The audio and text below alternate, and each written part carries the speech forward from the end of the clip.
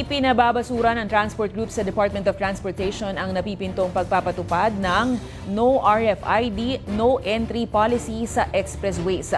Ayon sa mga driver ng ride-sharing apps, maapektuhan ang kanilang arawang kita kapag tuluyan ng tinanggal ang cash lanes. Alamin kung bakit sa balitang A to Z ni Ace Cruz.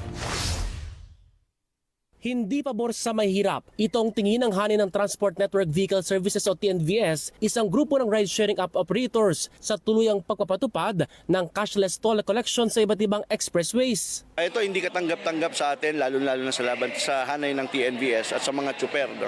Dahil ito sa tingin ko is anti-poor.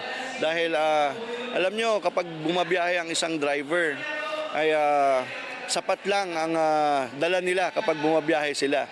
Kasi pag bumabiyahe na isang araw, ibinibigay lahat sa pamilya ang kinikita.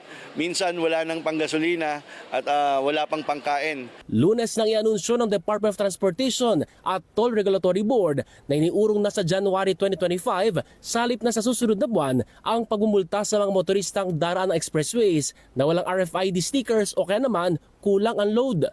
Gate ng ilang TNVS drivers gaya ni Gregorio, hindi dapat tanggalin ang cash lanes dahil maapektuhan ang kanilang araw-araw na budget. Sa ngayon kasi, 500 pesos ang minimum top-up o dapat ikarga sa RFID account. Bukod pa sa 100 pesos na maintaining balance para hindi ito ma-deactivate. Bihira lang ako pumasok ng NLEX, natitingga yung pera sa RFID. Imbes na pambili ng bigas Tsaka ulam. Doon na pupunta, natitingga yung pera. Ganito rin ang saloobin ng Transport Group na Manibela. Sana maintindihan tayo ng DOTR, marami sa atin na hand to mouth talaga. Kahit isang tuka na hindi makapaglagay ng ganong kalaking halaga doon sa kanilang RFID.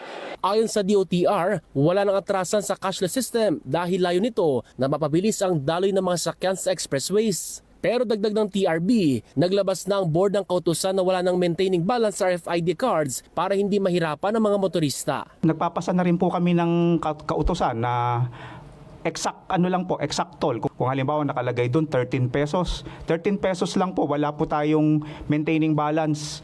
Pwede po niyang i-load lang yun, 13 pesos, makakatawid po kayo ng tollway. Sa datos ng Toll Regulatory Board, nasa 100,000 pa ang bilang ng mga sasakyang walang RFID account. Pinamamadali na ng TRB sa toll operators ang systems upgrade para maiwasan ang ilang glitch gaya ng palyadong boom gates at delayed na pag-display ng balance ng RFID accounts.